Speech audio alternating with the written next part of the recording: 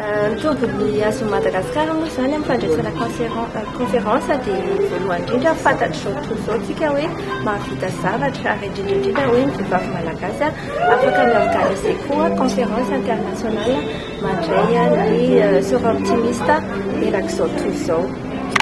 Ny sœur optimiste zany dia fikambanan'ny vehivavy manakasa aloha dia manana firehana mitambatra ao anankiray mba ahafahana manampy kokoa ny fiarahamonina rehetrarehetra.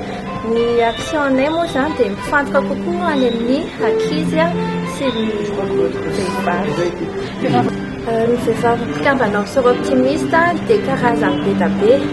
Zany hoe misy aloha zany ny critère de base mialatsiny amin'ny fitenenana vazaha mitambatra fa hoe vehivavy aloha zany afaka volona handray andraikitra sy fanometanana mba ahafahana manao ny asa soa izay eritreretiny.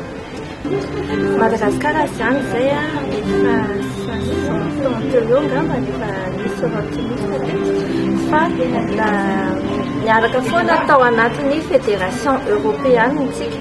Ka zay zany mahatonga tietsika ty hoe anangana amin'izay ny fédération africaine dia rehefa tafatsanga ny fédération eo dia mafy kokoa zany ny aty amin'ny Afrika dia afaka atapitena kokoa amin'ny zavatra misy eto amintsika zany hoe raha ohatra ka taloha zany ny programme an'asa rehetra dia miafina kokoa amin'ny éducation. Dia raha éducation zany jerena amin'ny lafiny avy any Europe dia tsy hitovy mihitsy amin'ny éducation de base izay mbola ilaintsika. Dia raha ohatra zany ka mahatsangana ilay fédération afrikatsika dia moramora daholo zany ny asa rehetrarehetra. Ohatra ny asa fanasoavana zao dia dabe mihitsy nataon'ny sœur optimiste miankina amin'ilay club tsirairay zany efa manana ny fototrasa maharitra. Zany hoe ohatra hoe ny club sasany manala nify maimaim-poana mikarakara ny vehivavy momba ny conscientisation sy ny code utérus dia misy koa zany manangana dispensaire dia ahafahana olona zany mba manana accès amin'ny resaka fahasalamana. Dia misy koa ny resaka fanampiana olona efa nahazo taona. Dia misy koa zany ny resaka environnement zay fanampiana ny EPP mba hamokatra ho an'ny ankizy mpianatra ao aminy. Eo amin'ilay fananganana an'ilay fédération d'Afrika moa zany dia tsy maintsy misy zavatra be da be mbola tsy maintsy fenoina, misy fepetra maromaro tsy maintsy fenoina. Dia conférence ty zany efa dingana anankiray anisana tokony efa farantsarany ahafahana manangana an'ilay fédération.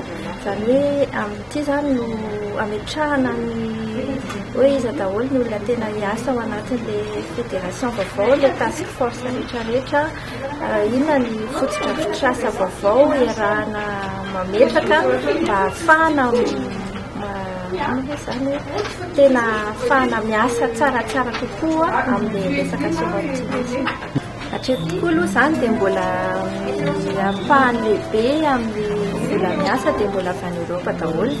Saingy misy cotisation iarahana ilay izy. Dia zany hoe na any Europa zany ilay vola no mandeha dia rehefa ohatra ka misy asa eritreretina hoe prioritaire aty amina partie africaine dia amin'iny vola zany mankaty. Zany hoe raha ohatra ka tsy eo Europa dia misy foana ilay fandraisana anjaranay rehetrarehetra ahafahana ny asa tianay atao.